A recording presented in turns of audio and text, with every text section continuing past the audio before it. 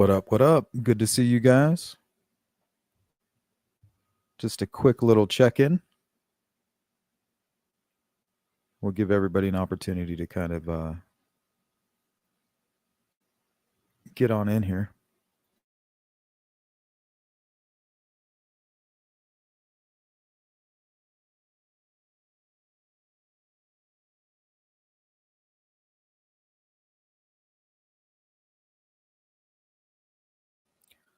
Boston, Jill, Karen.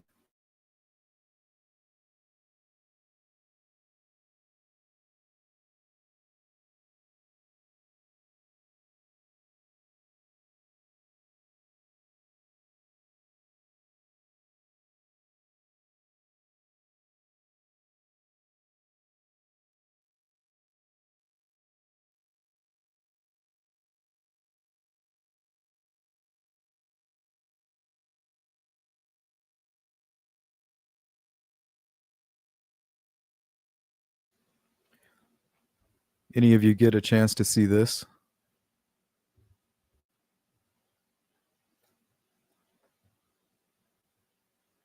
Teen accused of Spanaway, Washington house party murders held on $2 million bail.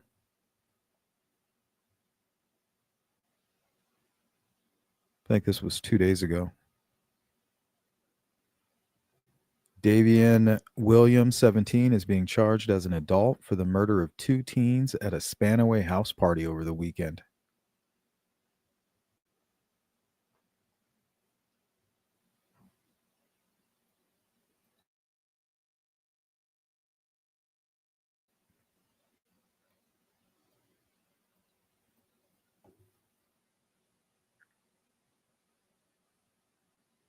All right, before I play this video, viewer discretion is advised.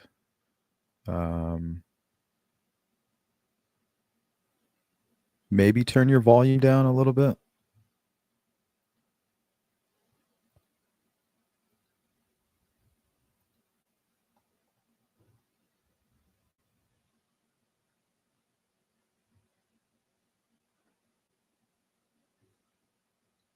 It's good to see you. Welcome in, Melissa Wildcard, Cyber Warrior. What's going on with everybody? This will be one of those whatever streams. Just kind of hang out in the chat for a bit. All right, let me turn this video down.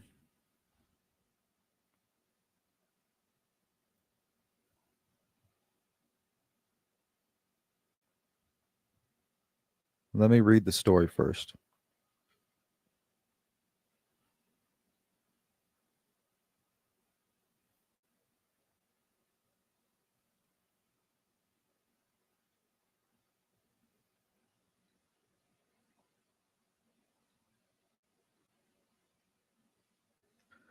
It says Pierce County.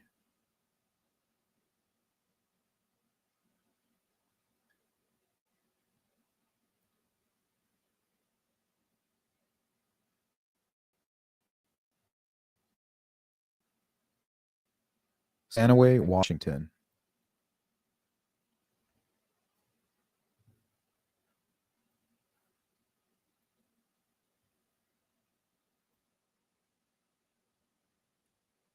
See, we used to have parties like this when I was a teenager. And even in my early 20s. There was a couple shootings. Nothing this bad. Well, actually, I take that back.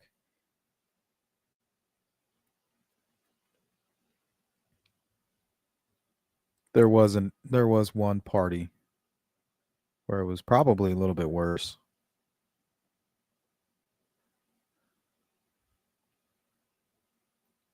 What's going on, Christine and Mark? Welcome in.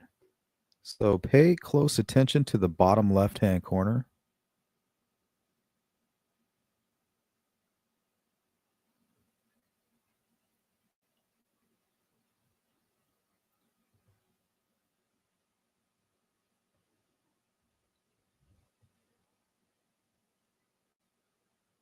Oh, sorry about that. This video is about a shooting that happened in Washington. I think it took place about 2 days ago.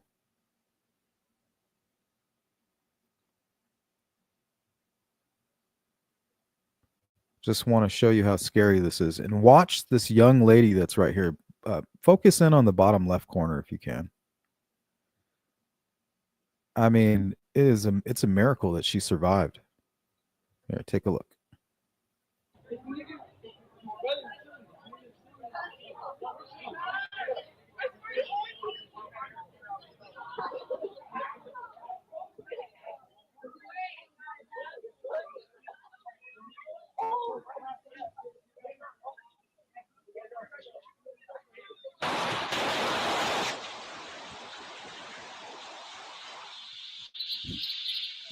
Did you see that?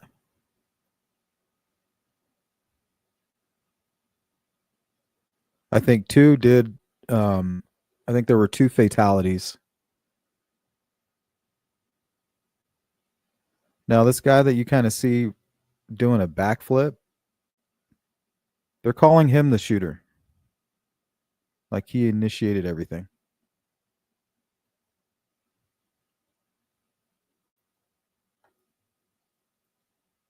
Hey, what's going on, Gross? Good to see you.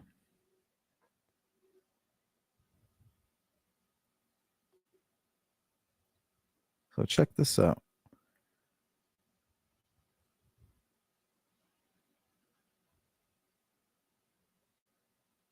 I mean, at the drop of a dime, it's life or death. The shooter right there in the bottom left, he shot in the side right there. So he just took a bullet.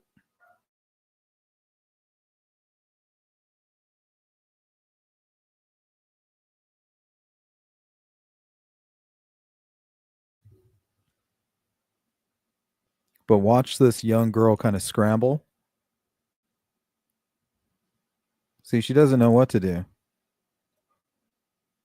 Look right here. That's a bullet going right near her. Looks like her right knee, near her foot. So that's one. There's 2. There's another one right here by her right foot.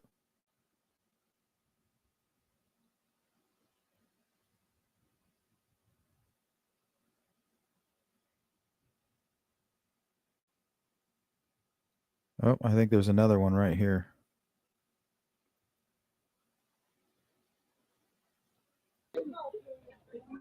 Like, how did she not get shot?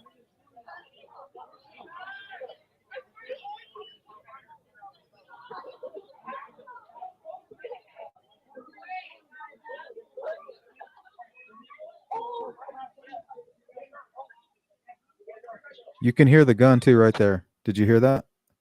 You can hear him rack it. Right there. Did you hear that?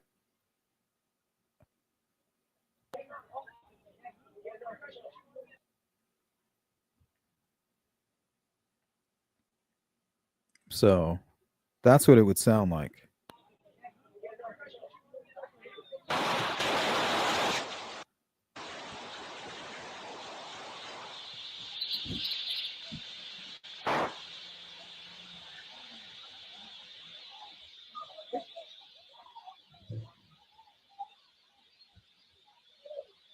Fucking crazy.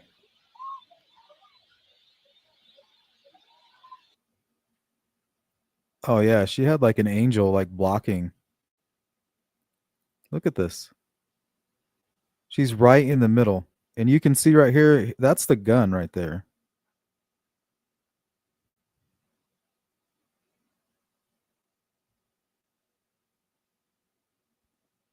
I'm not quite sure why she's walking right into the gunfire. She's like, I'm just going to go right here.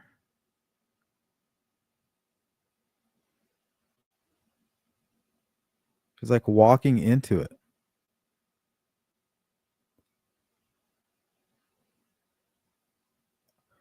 Look at that. Look how close that is.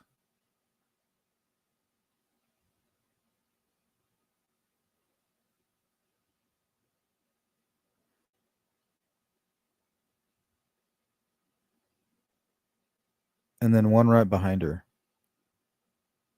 Oh, man.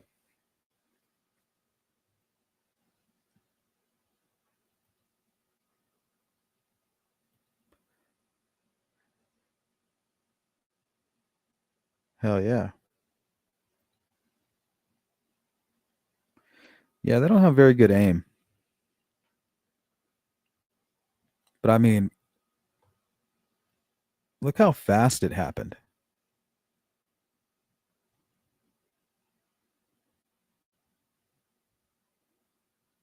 It's like one moment you're just kind of hanging out, talking about, shooting the shit.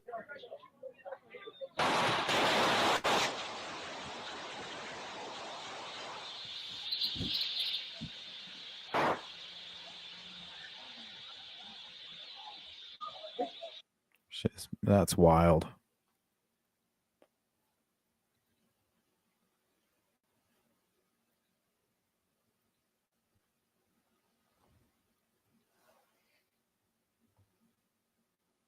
So I think his name was Isaiah Davion Williams was charged, 17 years old, Spanaway, Washington. That happened 2 days ago. Imagine your child, okay, I'm going to let you go to this party. You sure everything's going to be okay? And apparently, one of the parents was letting her young daughter have a party. I think she was 16 years old. So that's going to be an insurance nightmare right there for that homeowner. She's going to get sued by everybody. 2 people killed, and I think maybe a few others were shot.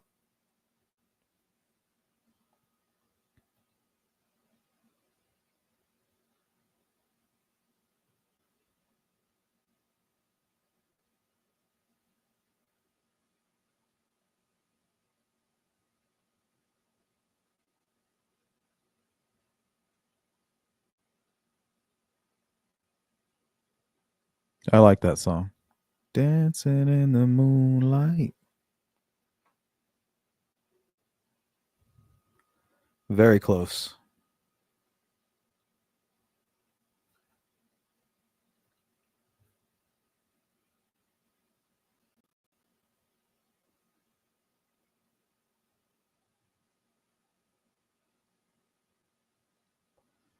Right? Hey, you guys see that new true crime channel, Sleuth Intuition? And then bang, bang, bang, bang, bang. Like, oh, shit.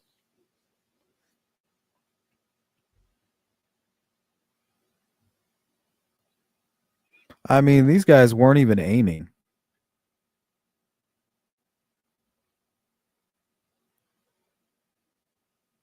Look how stupid are they? What's up, Robin?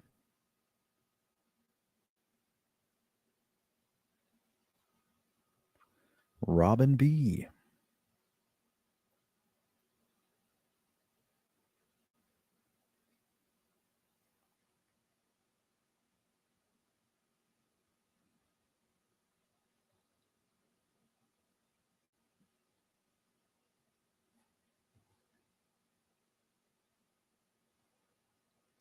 You guys ever heard of the murder of Shad Thyrion? I think I'm saying that right.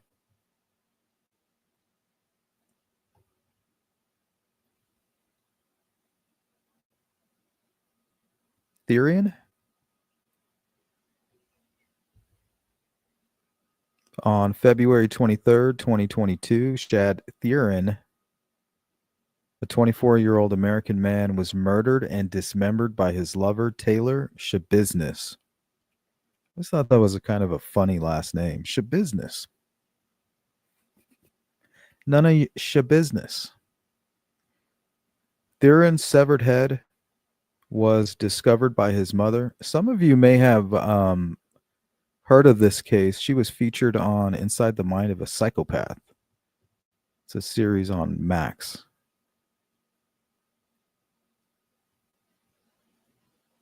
Theron's severed head was discovered by his mother, Tara Pakinich, in a bucket in the basement of their family home in Green Bay, Wisconsin.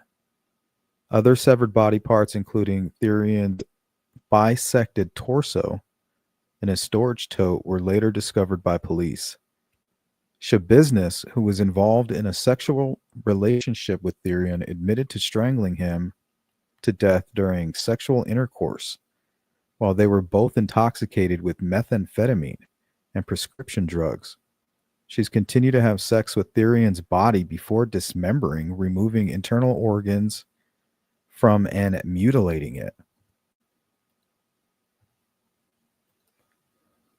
Here she is attacking her attorney.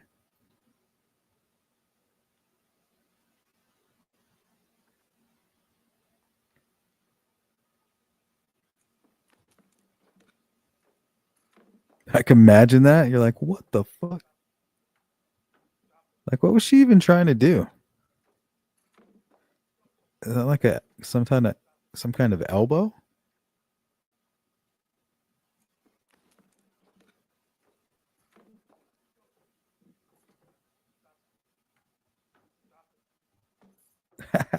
None of your business.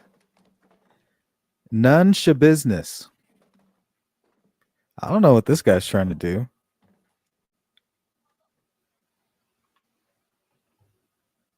Trying to some jujitsu or some shit.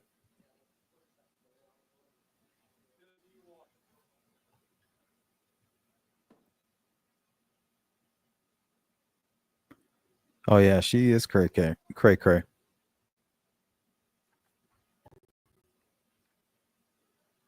She's a psychopath. You guys just gonna let her do that? What happened to all the jujitsu training? I want to see some ground and pound. All right, Judge. I'm on it.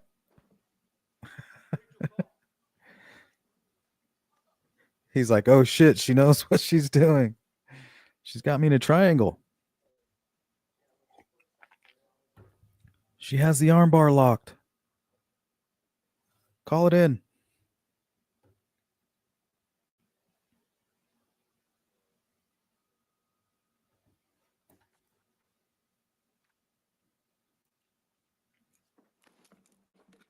Yeah, I'm trying to figure out what the hell that maneuver is. Maybe I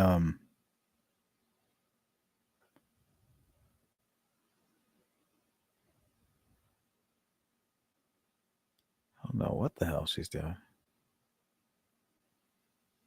It almost looks like she's not even doing anything. It's her attorney that's like moving her.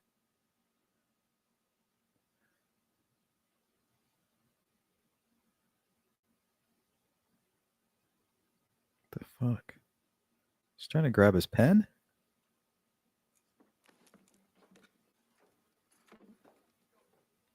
Oh yeah, I think she's trying to get the pen.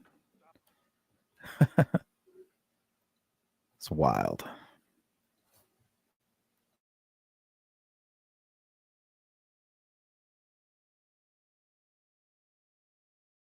Oh, here's some more courtroom shenanigans. Jury just for this purpose. Well, It's going to be complicated. She's not necessarily. Jury just for this purpose. well, It's going to be complicated. She's not necessarily. She thinks she's a star. Am I going to be able to stand at the podium to talk to witnesses, to question my witnesses and to cross-examine? Or am I going to be able to move about with the leg thing and the shock vest and all that?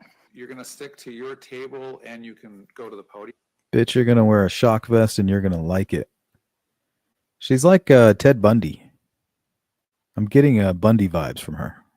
I'm going to be able to stand at the podium to talk to witnesses, to question my witnesses and to cross-examine? Or am I going to be able to move about with the leg thing and Am I gonna be able to successfully make a mockery of this courtroom?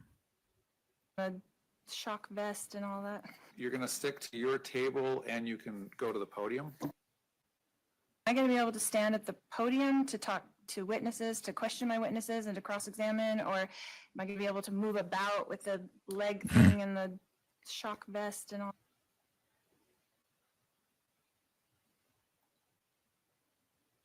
Oh yeah, jury selection. Here, I got something for you on that. Well, that was Lori Vallow. She's such a nice woman. Just a overall great person who gets a bad rap.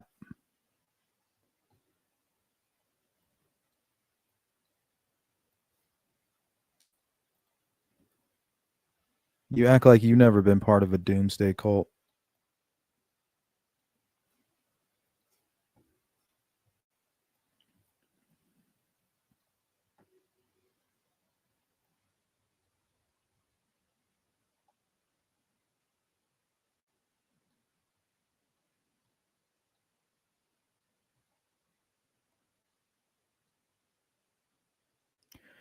Let's see. Timeline. Jury selection for the retrial is scheduled to begin on April 1st, which was today, with 218 jurors summoned to report on that day. Judge Canone has emphasized that selecting an impartial jury will take a very long time due to the case publicity. A massive pool has been summoned to ensure enough unbiased candidates. I mean, the first trial, it was ridiculous as well. Jurors will again complete a 3-page questionnaire as part of the voir dire process, similar to the first trial, to screen for bias and familiarity. The defense has proposed including specific topics in the questionnaire, such as jurors' experiences with the legal system, biases towards law enforcement, belief about driving under the influence, and exposure to media attention. So I guess you can have some case knowledge as long as it's not like some kind of a biased opinion.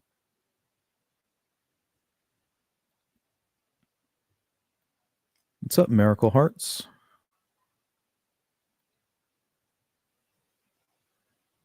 Yeah, she's acting as her own lawyer with like help. Thanks some public defenders to help her. Yeah, she's a keeper. Yeah, we've all been there. Hey, Crimezilla, what's up?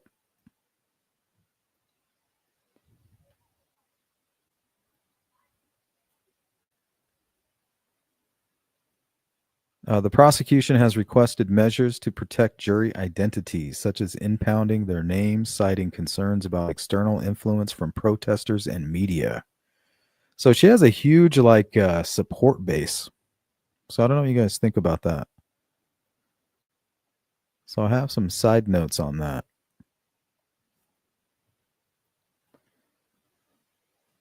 The phenomenon of people supporting accused killers, like Karen Reed or others in high-profile cases, is complex and rooted in a mix of psychological, social, and case-specific factors.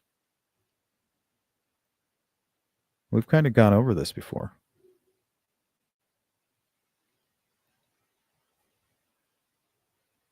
Karen Reed?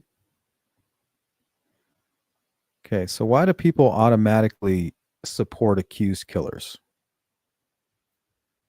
I would say distrust in the justice system, right? For sure.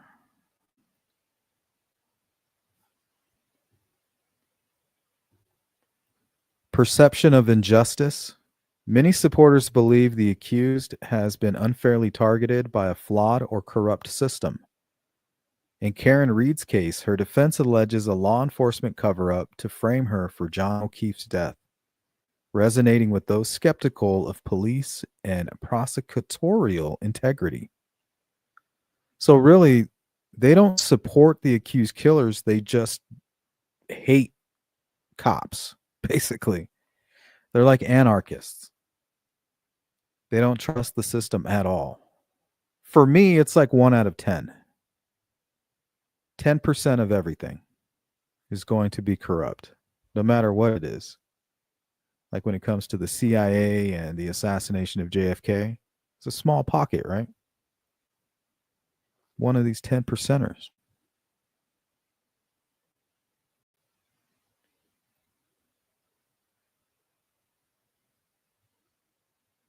Yeah, it's definitely a cult. Echo chamber. What's up, Curious Contrarian? Danny B. All right, what else? Historical context. High profile wrongful convictions, right? We talk about that all the time, like the Central Park Five. That kind of stuff fuels a narrative that the system can railroad innocent people. And they can. We've seen it happen, prompting support for defendants as a stand against perceived overreach. Right? Carroll County is corrupt. It was the Freemasons and the Patties, and they were in on it together. Can't you see? What's going on, Jari? CJK, absolutely. Number one reason they hate law enforcement and the justice system. What's up, Fishy?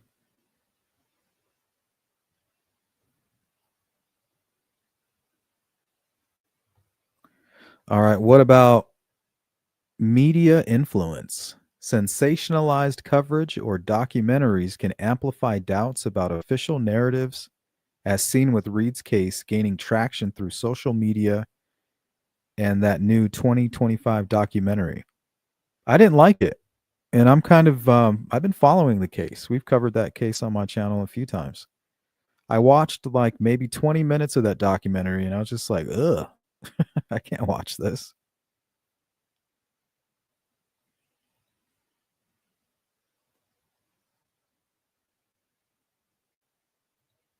Oh yeah, the free Richard Allen hashtag is very interesting. I recommend you all go on X, punch that in there, and have yourself a laugh. It's quite interesting.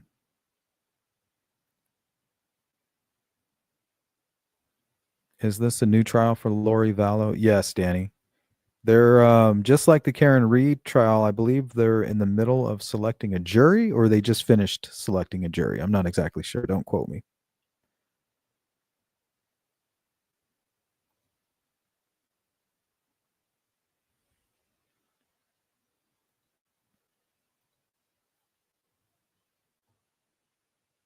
Let's see. Empathy and identification. That's the number one thing I get.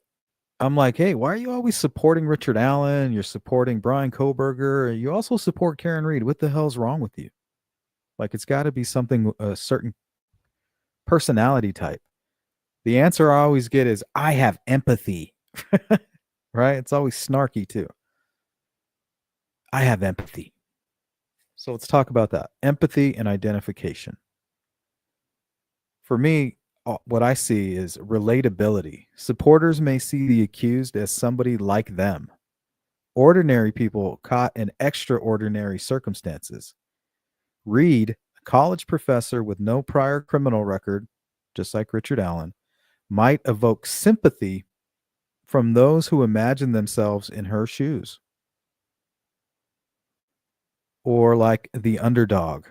Rooting for an accused killer pitted against the state's resources can feel like championing an underdog, a powerful cultural trope.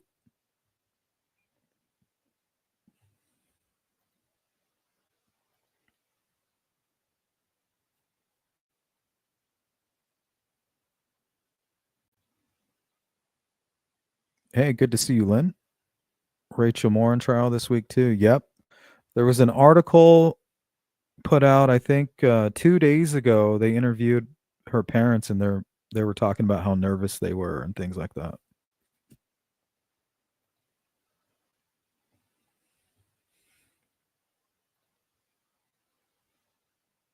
Yeah, where's the empathy over there? It's like where they choose to put it.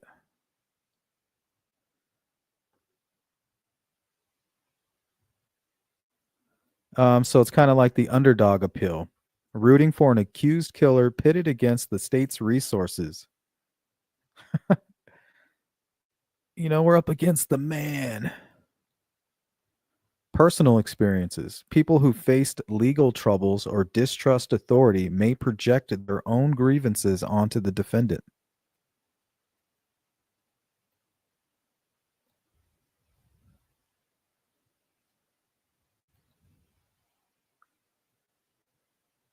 How about this? Alternative narratives and conspiracy theories. Ooh, that's one of my favorites. Defense claims. A compelling counter story can sway public opinion Reed's team argues O'Keefe was killed inside a house and dumped outside, implicating others and casting her as a scapegoat. Such theories attract believers who enjoy unraveling hidden truths. Right? It wasn't Richard Allen, it was the Odinists. It wasn't Brian Koberger. The sheath was planted there. It was stolen from him and planted at the crime scene.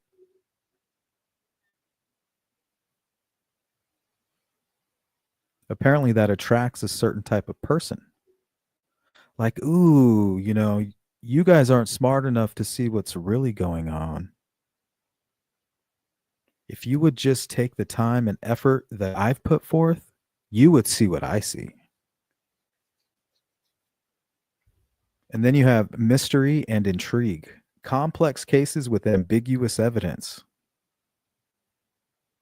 That sounds a lot like the Delphi case. Like the disputed tire marks or autopsy findings in Reed's trial. Invite amateur sleuths to pick sides, often favoring the accused if the prosecution's case seems shaky. Wow, that's spot on. Polarization. In divisive cases, support becomes a tribal signal, aligning with broader ideological battles.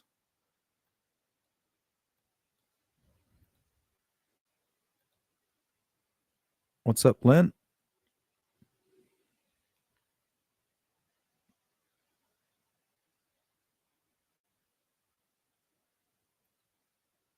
What's going on, Cheeks?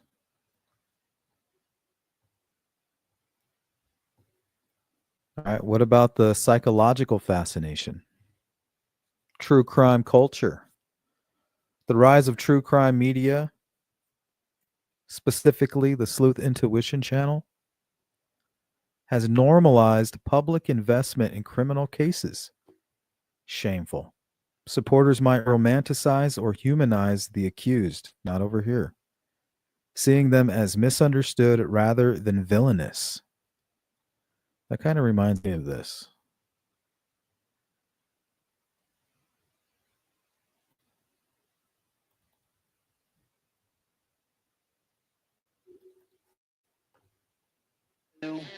What he really loved to do was steal. I mean, he actually enjoyed it. Jimmy was the kind of guy who rooted for the bad guys in the movies.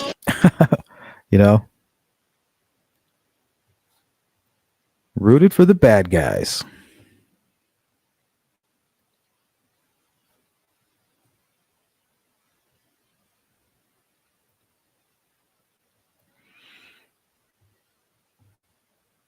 Then you have Hybristophilia. We've covered that quite a bit on this channel. In extreme cases, some are drawn to accused killers romantically or sexually, a rare but documented phenomenon.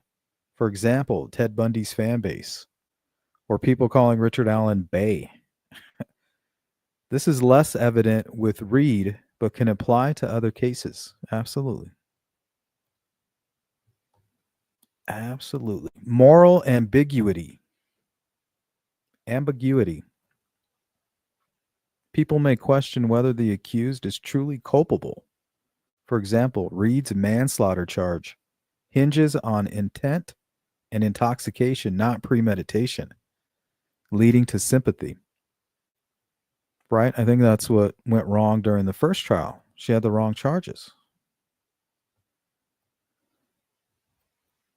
If the charges aren't correct, they can put unnecessary stress on the jury, like including like a death penalty or something.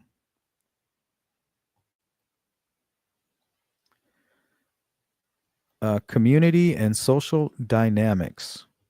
So for those of you just joining us right now, we're talking about the phenomenon of people supporting accused killers like Karen Reed or others in high-profile cases.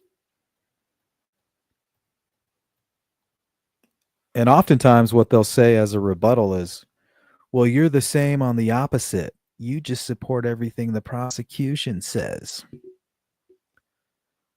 I think there's a difference there because you need probable cause, right? Even to get a search warrant, you need some type of like proof. And then it has to be taken in front of a judge. So it's been scrutinized, right? Anything coming from the prosecution has been somewhat scrutinized. So it's, it's just natural. Like, hey, I'm going to lean there, but I'm going to kind of, look at the evidence, look at everything.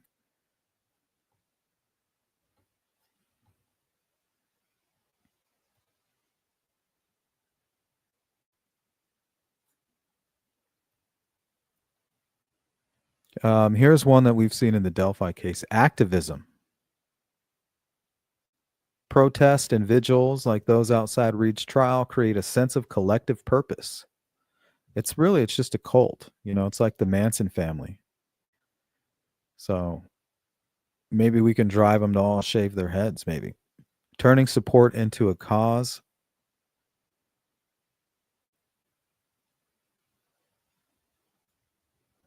Local loyalty. If the accused is from the supporters community, loyalty can override evidence. In Reed's case, Boston area supporters might rally around her as a local figure against outsider scrutiny.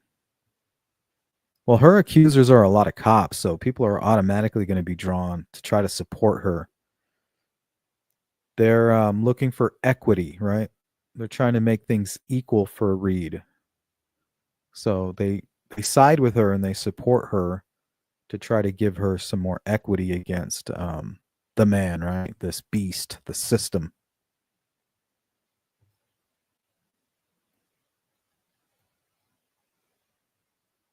But anyway, you get the point. You get the gist.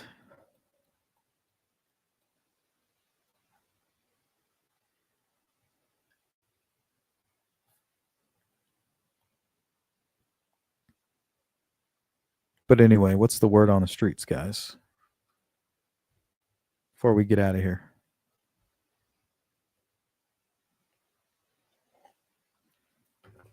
Oh, here's some more notes. Why they support accused killers. These are a little bit older. People's tendency to support accused killers can stem from a mix of psychological, social, and cultural factors. It's not a universal reaction, but when it happens, here's what might drive it. Empathy and identification play a big role. Some folks see themselves or someone they love in the accused. Maybe the accused story mirrors their own struggles like poverty, trauma, or a broken system screwing them over. And the killer's background feels relatable. Supporters might think, that could have been me under different circumstances. This could spark a defensive instinct, especially if they believe the accused was pushed to a breaking point. Then there's distrust in authority. A lot of people don't buy the official narrative from cops, courts, or media, sometimes for good reason. Sometimes not. High-profile cases with shady evidence or botched investigations can fuel this. When the system looks rigged, the accused can turn into a symbol of resistance against it, even if they're guilty, right? For example, Richard Allen. It's obviously that he's guilty. But when the system appears rigged, he just becomes a symbol of some kind of a cult movement. You've ever heard the term, this is beyond you now? Right? You may have caused the war, but you're no longer the reason that you're no longer what's fueling it. Charisma and storytelling matter too. We get that a lot from YouTubers. Some killers like a Ted Bundy or Charles Manson get followings because they're magnetic or they spin a compelling tale. Supporters might romanticize them, seeing a misunderstood rebel instead of a predator. Media amplifies this, turning trials into dramas where people pick sides like it's a damn sports game. Go team, go. Free Reese Davis. Justice gets personal. If the victim was hated, a bully, an abuser, a corrupt suit, some might quietly cheer the accused for balancing the scales. Right? Mangione? Vigilante vibes kick in. They're not excusing murder so much as hating the dead guy more, which is pretty evil. But then again, what about the death penalty? What's the difference? What's the difference than what Mangione did and what the courts do all the time when it comes to the death penalty?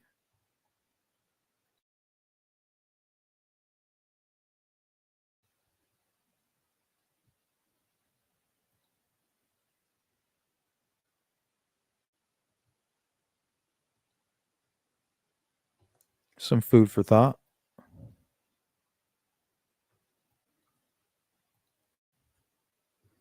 That's all I have on that topic.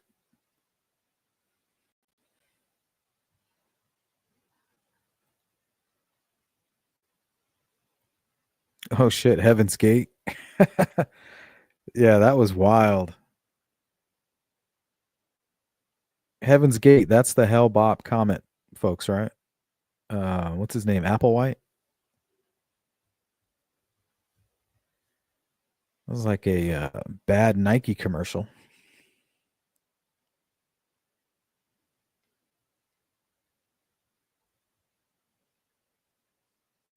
And those purple little blankets they laid across themselves or whatever, those gave off some pretty satanic vibes.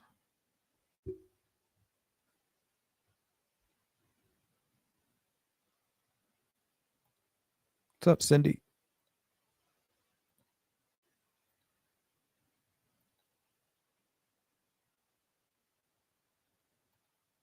Michelle says both people doing the same thing, but one gets a paid pass, unfortunately.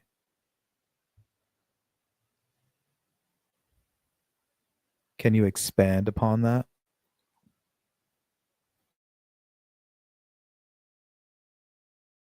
Or expound, I believe is the word.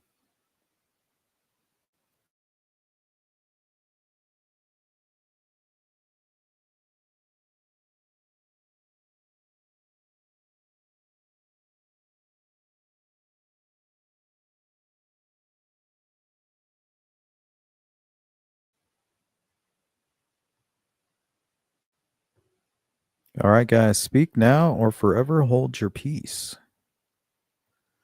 Because I'm about to bounce.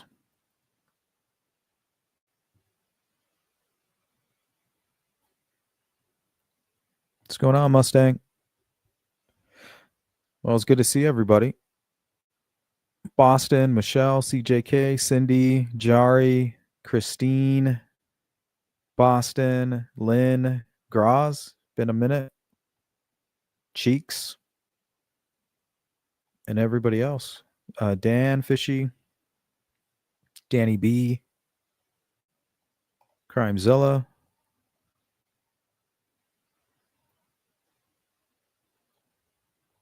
Mark, Jody Lynn.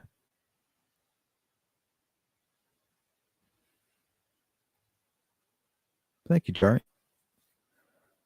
All right, guys, you have a good rest of your night. Thanks for hanging out.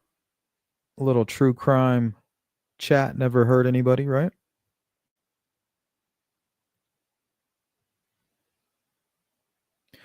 Love you too, Curious. Appreciate you. Everybody else, you hang in there. Don't do anything I wouldn't do. And listen to Jari. Don't forget to hit the thumbs up. It's right there. Just hit it. Don't be a scrub. CJK. Yeah, very interesting. We've covered it on this channel.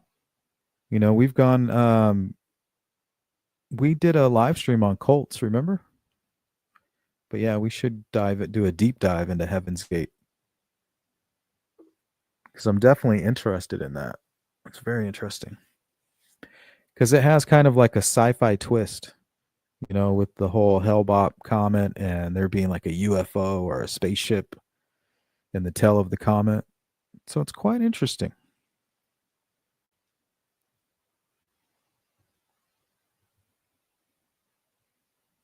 Quite fascinating.